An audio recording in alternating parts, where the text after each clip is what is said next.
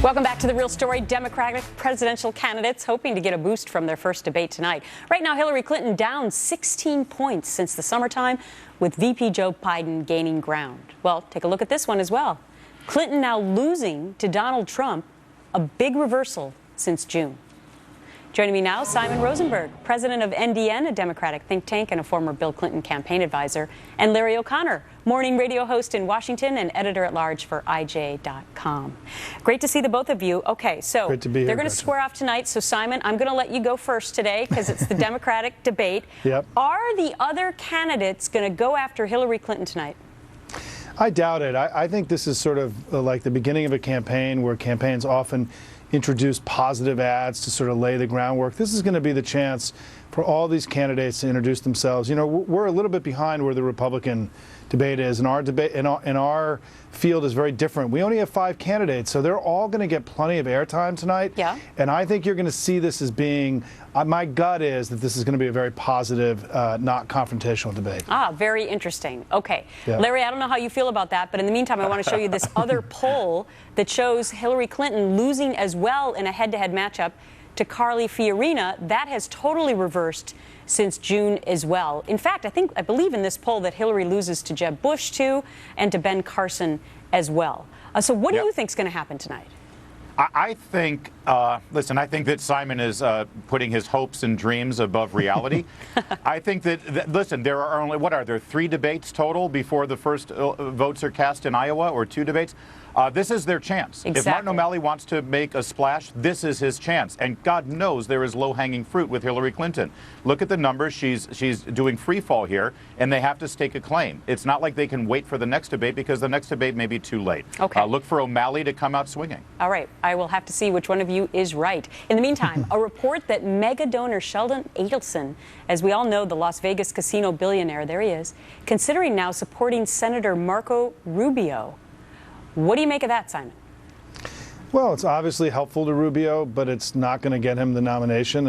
And you know, frankly, even though Rubio's gone up a little bit in the polls, I mean, he's still at 8, 9, 10, 11%. It's still pretty weak. And so, you know, if he's going to win, he's got to do a lot more than he's doing now. I think this will be a little bit of a boost, but I also don't think we should oversell how important this is. Larry? Oh, come on. Well, listen, to be getting 9 and 10 points in the national polls right now in a 16-candidate field is pretty good. First of all, but secondly, this is going to mean a lot in terms of money. It's going to mean a lot in terms of prestige in this town. He and Kasich and Bush are all trying to occupy that establishment Republican acceptable candidate kind of space. By getting the blessing of Sheldon Adelson, it means something to a lot of the big thinkers in this town. Yeah, it's not going to mean a lot about votes, though. I believe he kept Newt Gingrich going for quite some time last time around. Okay. But that didn't deliver votes. If it delivered votes, we'd be talking about Newt Gingrich's Gretchen, re-election. I wouldn't use that comparison. I wouldn't use that comparison. Well, I'm just remembering it from the way back of my brain. Yeah. Okay, Donald Trump, we know he's not going to be on stage tonight. He says it will be boring. But he plans to liven things up by tweeting his reactions during the debate. And this just announced, guys, he's scheduled to host Saturday Night Live on November 7th with musical guest Sia. And this is the first time he's done it in 10 years. Now, I'm putting the picture of Sia up on the screen with Donald Trump. Yeah. They can maybe talk about their hairstyles together. Yeah. Larry? Yeah, I don't want to have to be the poor hair and makeup men and women on 30 Rock that day. Listen, this is great for Donald Trump. First of all, he's right. It is going to be a boring debate, and I don't understand why, because let's face it, we're seeing the coronation of our next female president, our first female president, so it should get good ratings. Anything less is kind of a problem. I love that Donald Trump is doing this because guess what? People will tune in. They're going to hear all this horrible stuff about him tonight, about how he's racist and he's sexist and he's stupid, and they're going to watch him and they're going to say, you know what? He's fine. There's nothing wrong with him. So this is a great move for him. Well, Simon, is it going to be more entertaining to follow Donald Trump tonight than to actually watch the debate? I mean, the fact that we're even talking about it shows what a master politician or media figure he is. You know, look, he is awesome on Twitter. I got to say it. I mean, I think he's arguably the best. No holds barred. No. He's been one of the best politicians ever in this medium. I mean, you have to give him credit for that. I don't think he's going to be a great president. where if he is elected, but he's certainly been really good on Twitter, hats off to him. The guy knows how to play the game. He's playing at a very high level, and I'm excited to see Saturday Night Live on November 7th. Well, maybe, Larry, it's more important. I see Simon's actually calling Trump a politician, which he would hate. But yeah, did you notice he stopped himself, though? Yes, but maybe it's more important now to be a master marketer than actually have political experience.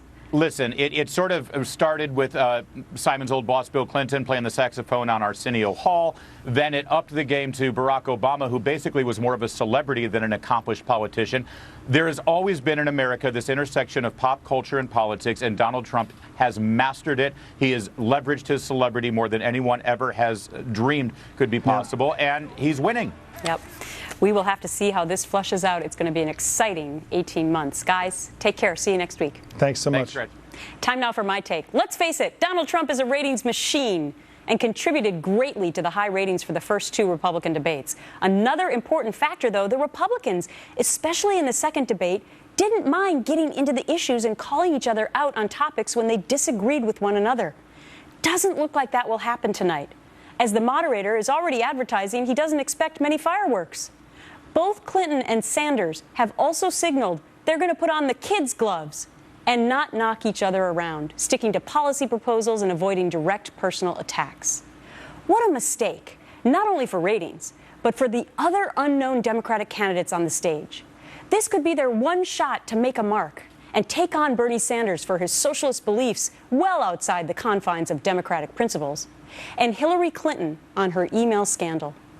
So it's being billed the serious debate. Let's just hope it's not also a snooze fest. You can always get my take on my Facebook page and at foxnews.com.